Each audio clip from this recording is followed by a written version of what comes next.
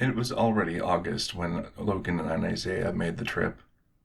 Isaiah dressed conservatively in a white polo shirt that hugged his arms and chest, a pair of Dickies blue denim work pants, dark wraparound Ray-Bans, and a pair of black lightweight service work boots. Logan, on the other hand, enjoyed his freedom to show a little skin with a black muscle shirt, khaki cargo pants, and sandals. He had a buffalo check long-sleeve button-up he planned to put on when they got to their destination. While on the trip, they talked about this and that, and nothing at all. Isaiah talked about work, and Logan talked about therapy and his father. Logan learned the vampire who adopted him somehow managed to become human, though the redhead didn't want to say if that was a good thing or a bad thing in front of Isaiah. He was careful not to make any prescriptive statements about becoming further human after Isaiah explained his perspective on the matter. All in all, Logan felt more comfortable riding with someone more experienced than Dominic, and Isaiah felt more comfortable with someone who, like him, had exposure to magic. When the two of them got hungry, they pulled off of the highway and made a stop at a Burger Wolf. They picked up a couple of bacon howlers, one of them with no pickles or onions for Isaiah, a box of thick-cut fried potato tails with ranch, cheese sauce, and chives, and a 4-pack of chilled New Moons which were caramelized ice cream pearls on a thread and dipped in hardening chocolate, and a couple of Lake Superior-sized fountain drinks.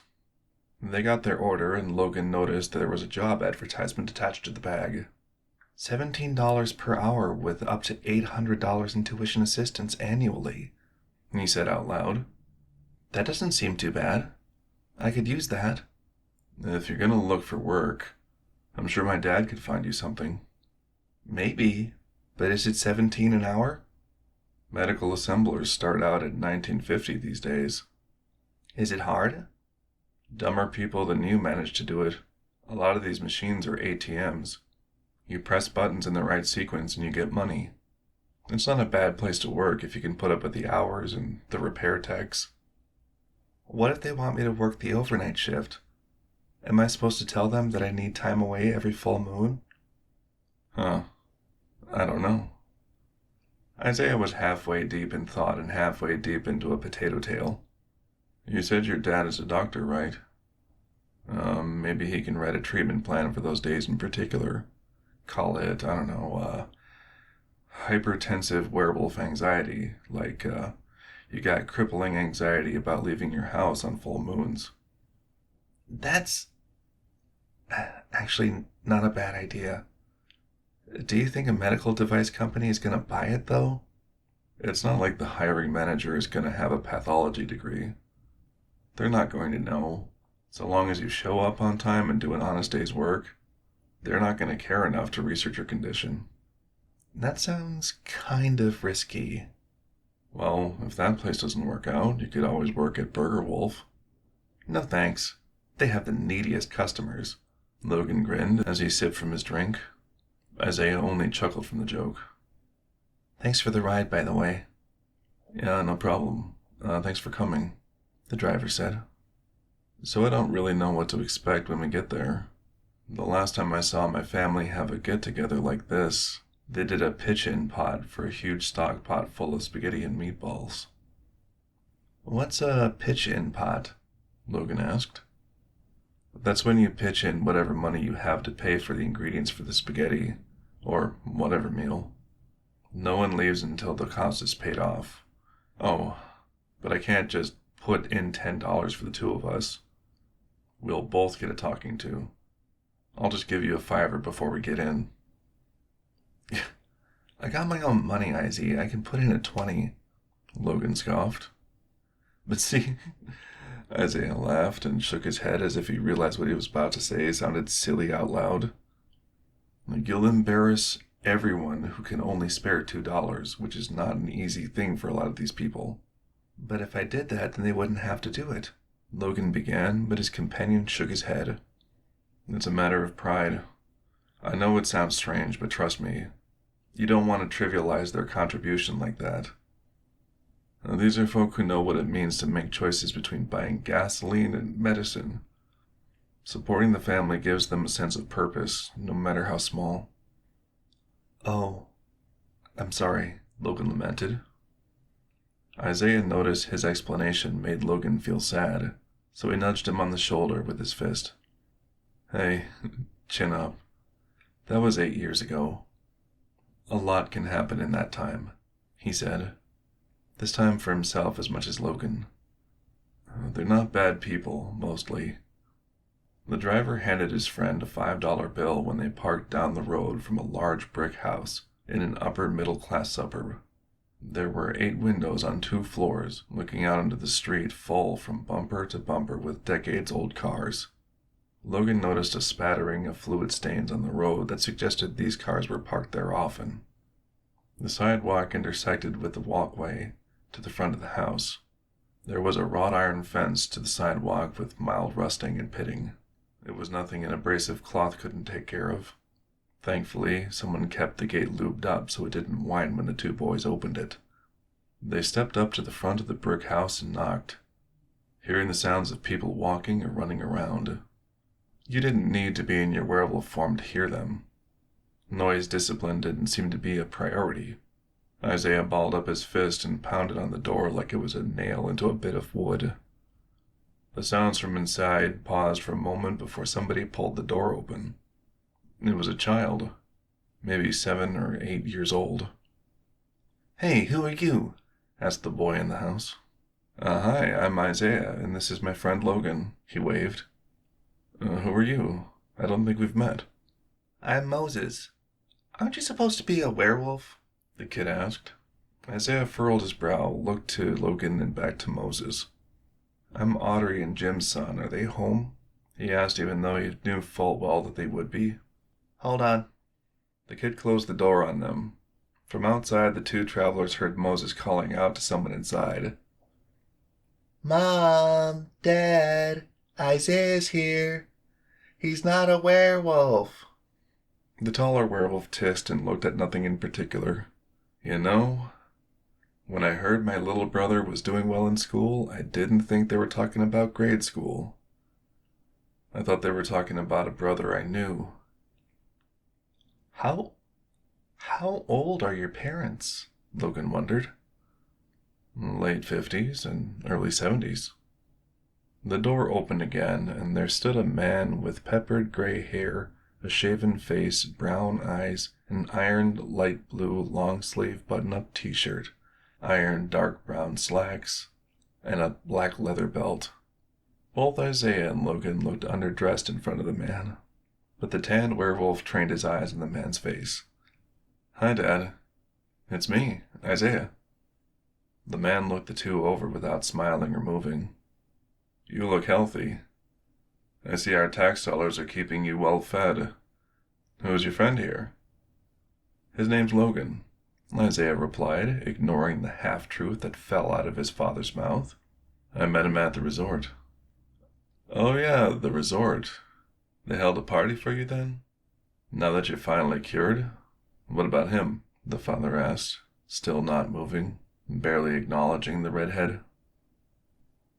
I'm still receiving treatment. I'm at the point where I can't infect anyone else. Logan is safe as well. May we come in? Yeah, you boys come in. Take your shoes off. The tall man finally moved. The shorter werewolf could see where Isaiah got his height from. You got a last name, Logan? Harper. What kind of name is Harper? I think it's Scottish, Logan answered. The man nodded. You must have a tartan then. What is it? Logan thought. I don't think I qualify for one of those. I was adopted. Oh, then you're not really Scottish, Isaiah's father said matter-of-factly, even though he only asked the redhead's name. Irish, I suppose. Irishmen are all right. Not quite Scotsmen, but they work hard. You ever shucked corn before? I've shucked off a few things before, but never an ear of corn. Logan's smart mouth couldn't help himself. Isaiah can show you how. The man beckoned the 2 into a room next to the kitchen, where there was a container of ears of corn, waiting to have the husk and silk removed. The 2 of them sat down in folding chairs and grabbed an ear each. Isaiah held out his hand and grabbed the husk. It's really easy. You just pull back and... Izzy, Logan sighed. I've shucked corn before. They sat down for a moment. The only sound between them was the sound of ripping, as plump kernels of bright sweet corn were revealed. Sorry, I know you didn't come here to work. Isaiah broke the silence. It's not a problem. I'm not afraid of work. Like your dad said, I'm Irish. Just wait until he hears that my last name used to be Martinez. His head'll explode. Yeah, Isaiah chuckled and shook his head, smiling. Please don't blow my dad's head up. I just thought he'd be happier to see you. Do you remember him being like this, back when you last knew him? I'm sure he is happy. Now that you mention it, I do remember this. I didn't think too much of it at the time, but now it's a little jarring. He replied as he placed another golden ear of corn into the bucket. A woman about Logan's height and Isaiah's muscles came into the room from the kitchen to collect the corn for boiling. That's when Isaiah squinted and recognized his little sister. Oh, hey, Ruthie, how's it going? Oh, hi. Is that really you, Isaiah? She smiled and looked him over. In the flesh. I'm so glad to see you. Thank you so much for coming out this way to see me. I'd love to take credit for that, but I live here. You would have caught me no matter when. Who's your friend? Oh, this is Logan. We met at the resort. Oh, that's so nice. She locked eyes on the redhead. Is he taken yet? She asked only to see him shake his head. Well, that's awful surprising, but that's just fine. I'm not married either. You know, Isaiah isn't married either. It's not uncommon these days. People are getting married later in life, Logan mentioned. Yeah, but Isaiah's a werewolf, or should I say you were a werewolf. Logan smirked. Does that make him a werewolf? Ruth laughed. 4 more years and I think we're going to be good. We're not eating all of that today. She returned to the kitchen once there was enough corn, and the boys went into the living room. Moses was on the floor with his back against the wall playing on a Nintendo Switch. Isaiah's mother was a short woman with brown hair like Isaiah. She got up from her chair with an expression on her face that flourished with every movement, from surprise to awe to joy to disbelief. Her mouth hung open with a strained display of her teeth so wide that Logan could count the fillings if he wanted to. She stretched her arms out to her son and held on to his arms, hands unable to curl around them. Her lips formed various words without making a sound, until eventually she gripped onto the man tightly and uttered, "You're here." Yeah, Mom. Isaiah couldn't help but smile. I'm here. As he wrapped his arms around the woman, the story of his life since he saw her last came crumbling down like a high mountain upcropping. The trip down memory lane made the man tense and ball up his fists. He extended his fingers like claws, and his left arm twitched forward an inch on its own accord. Logan recognized the motion and the feeling that motivated it. It happened to him sometimes, too. He cleared his throat casually and smiled. It's nice to meet you. You have a lovely home. Oh, thank you. She was still looking into her son's eyes, gripped tight onto his arms like she was still holding onto her baby boy. She'd stop him from squirming away and falling to the floor. That's very kind of you. Would you boys like something to drink? We've got some pop and beer in the fridge. Please help yourself. They got comfortable and started to catch up. She and her husband Jim had another child after Isaiah went to the facility. Isaiah's little brother, Noah, assumed his older brother's birthright in Isaiah's absence, and Jim had been preparing him to assume ownership of the family's auto dealership. Jim bragged about it on Noah's behalf, but the young man looked like he'd rather be talking about something else. Soon they gathered for dinner, which the women served. Beside the ear of corn on everybody's plate was a heaping serving of a hot dish held together with a cream of mushroom soup. There was ground beef, rice, and peas, and there was a dish making its rounds around the table filled with crunchy chow mein noodles for a topping. Logan recognized it as a relic from his Second World War. the infrastructure that fed Allied troops who left boots on faraway soils similarly left impressions on the local community. Companies like Hormel and General Mills became indispensable names. Meanwhile, what Isaiah saw in the meal the woman and the family served him was a long-lost comfort. Not especially high class, but it filled his stomach and his spirits many times in his childhood. Jim led the conversation most of the time, going about the usual business of asking the male members of the family about their day. He asked Moses if he weeded the garden today and how the tomatoes were doing. He asked Noah about the auto dealership. When the conversation landed on Isaiah, his father wasn't at all interested in hearing about his son's story. He asked questions about the facility. I heard stories about how werewolves are not being fed and treated properly in those places. I always knew that was a big hoax. I mean, just look at you, healthy as a horse, thanks to that treatment center.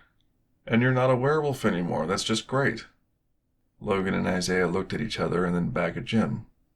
Logan paused to give Isaiah a chance to correct his father, even giving him an encouraging nudge with his knee. Isaiah just nodded while Jim continued talking. Did you hear about that facility that got raided a few years back? Where was that? I haven't heard, Isaiah said while he swept his plate with a piece of buttered bread.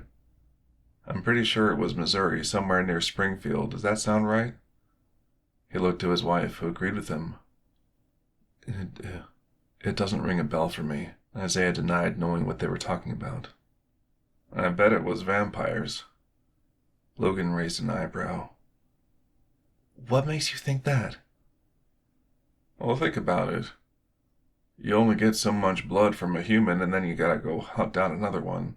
Why do that when you have a whole facility full of werewolves right there? It's kind of like wolves picking off the sheep. Am I the sheep in this scenario? Isaiah joked. Logan shook his head and tried explaining something to Isaiah's father. Vampires can't just invade private homes. They wouldn't have been able to reach into the werewolves at all, not without being invited onto the property. It's one of the terms of the magic that keeps them alive. The mention of magic brought every eye in Logan's direction. That's a big misconception, Jim replied eventually.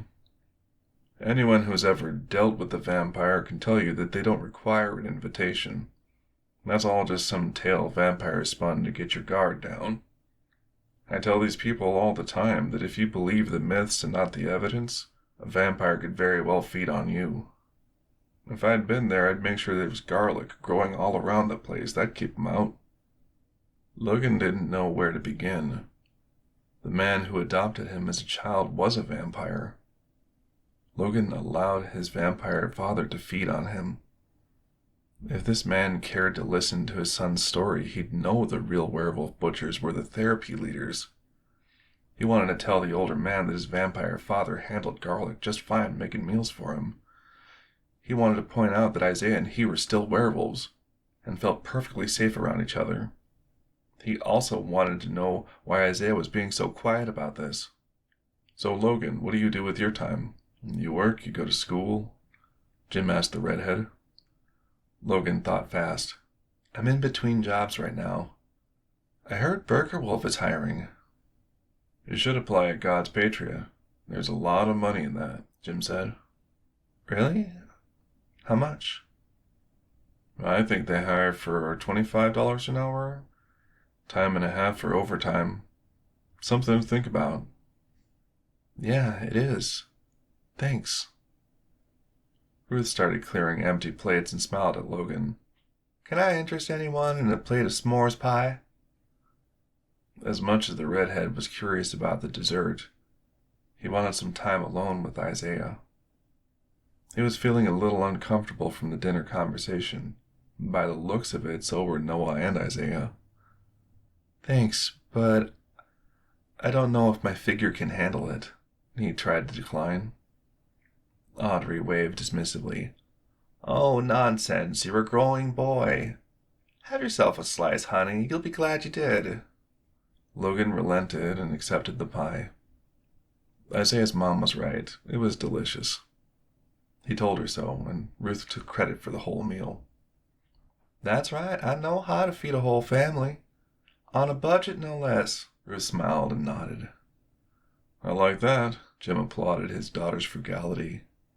When the meal was finished, Moses and Ruth cleaned up the dishes while everyone else went into the living room again to play some variation of dominoes. Everyone else seemed to be very competitive, but it didn't take long for Logan to learn the game and start making disruptive plays. This was much to the chagrin of the other players. Then suddenly, Isaiah started doing the same thing, laying down a domino piece nearly every turn. Meanwhile, other family members would sigh and knock on the table to signify that they didn't have any possible moves. They played until it got late, and Isaiah was getting ready to leave. "Can't you guys leave in the morning?" Ruth asked. "I wouldn't want you to drive tired. Could be dangerous." Before either of them could answer, Jim spoke up.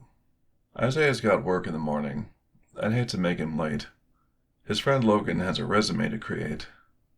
Are you guys good to drive? Noah makes some good coffee. Would you two like a cup?" "James," Audrey called. "Ask him if they want a quilt." "All right, I will. Your mom's been getting into quilting. She actually got second place at the state fair. I can send you boys home with a couple. What do you think? I know it's hot now, but winter is just around the corner." Jim took the two into the basement, where there was a shelf full of various quilts and a massive sewing machine, totes of materials under the working table. Logan took his time looking through the neat designs and admiring the craftsmanship. Audrey certainly knew what she was doing. James grabbed 2 cups of coffee and set them down for the two while he spoke to Isaiah. "I'm really glad you came over. I don't think you ever got my letters. We thought you went to one place, but I never got a response from you. We all got pretty worried. There was that incident down in Springfield, and I could have sworn you were down there. I know now that you were someplace else. But it was a difficult couple of weeks. We called whoever we could think of to get an update. I didn't think whoever was in charge was being very forthcoming, and I did not appreciate that. Not your fault. They just said if they find out anything to let us know. It was an incredible hassle. I'm so glad you weren't there, though. I really wish we'd heard from you sooner. I have no idea what was happening. So, where were you at?" "Dad, I don't want to talk about it," Isaiah said. Logan felt a shiver run down his spine despite the plush quilts he was thumbing through. Behind a stack he found something rigid and wooden. He looked closer and pulled a music box toward him. He opened it and looked at the inner workings. He turned the crank and began to hear a familiar tune. "Is that Brahms?" he asked himself while he continued with slightly unsteady hands. The pitches were not perfect, but close enough to pass. The timing slowed and quickened no matter how consistently you cranked it. "Ah, you like that?" Jim asked Logan. "I've been meaning to get that looked at. It's pretty old. I don't know the last time it's been tuned. Anyway, Isaiah, when you're ready, you can talk about it. We sent lots of letters and pictures. We figured it would help you recover. But now I see you did just fine. You went there to get rid of your werewolfism, and you did it. I'm proud of you.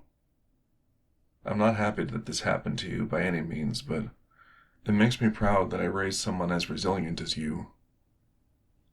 Isaiah nodded and bit his tongue, letting his father believe what he was going to believe. He couldn't change his father's mind even if he tried to. Logan didn't think the music box should be tuned, even if it was possible. He recalled the story his father told him about the Union striker in the music box. The community man who would become the first ranger. The flaws in the design made it his own. He looked to Isaiah, who continued to listen to his father speak from the heart. He admired the authenticity of it, even if it was misguided. Maybe tonight wasn't what you expected, but having you back in our lives is a challenge. It's a welcome challenge completely, but nonetheless it's difficult. It's not your fault. But this family, our family, was wounded when werewolfism separated you from us. Since then, we've had to learn how to live without you. We've had to heal around the space that you once held. While like you, we survived with our scars to show for it. The man stiffened his lip and looked at nothing in particular. Logan still looked at Isaiah and continued to remember his father's story. The doctor asked if this was what it was like to love something for its flaws and not in spite of them. The vampire, for all of his life experience, said he didn't understand. But now Logan understood. He couldn't put it in words, but he felt drawn to every part of Isaiah. It has to be. There's no other. As he continued to crank the music box, he felt as though there was a cord from his chest wrapping around the peg cylinder, pulling something out of him painfully, gutting him. His hand wouldn't stop for a few cycles until he had enough, and the thread that held him together slipped out of its grommets and let his insides dump out on a pile on the floor. An epiphany will change a person, and more often than not, change is painful. He placed the lid back down on the music box and reached out for an autumn-colored quilt. What I'm trying to say is, we're really glad you're better now, Jim finished. Thanks, Dad. I think we should get going. Yep. He patted his son on the shoulder and looked to the stairs and to the door. Y'all don't be strangers. Let me know if you need any help with that resume, okay? Sure thing, Logan answered. The two drank their coffee and went out into Isaiah's car with the quilts for both of them. The shorter werewolf suggested fueling up before leaving town. Isaiah obliged him and drove to a nearby gas station. Izzy? Yeah, what's up? Logan unbuckled his seatbelt and turned in his seat. He breathed slowly, mustering his nerves. Did you forget something at the house? The tanned werewolf asked. His large, toned muscles told the redhead that he was in danger. But Isaiah's face made him feel safe and secure. Logan shook his head slightly and looked to the other werewolf, finally stiffening his spine and leaning his face to Isaiah's as if a mighty hand pressed him forward against his better judgment. There was no going back now. He made their soft lips touch each other. He tilted his head and closed his eyes. Logan's heart beat frantically, nervous that he might have a flash in his vision and a ringing in his ears at any moment. He did feel something. It was a warm, calloused hand gently holding the back of Logan's head and interlacing his long red hair. Isaiah thumbed at his passenger's cheek and broke the kiss. There was no judgment or disgust in his eyes, and he asked, "How long did you know?" Logan smiled and chuckled back in excited relief. "You ask me that as if I know anything at all." The two of them left the car. Isaiah filled the tank while Logan bought some road snacks. The full moon passed already, but someone's little moonbeams shine bright tonight.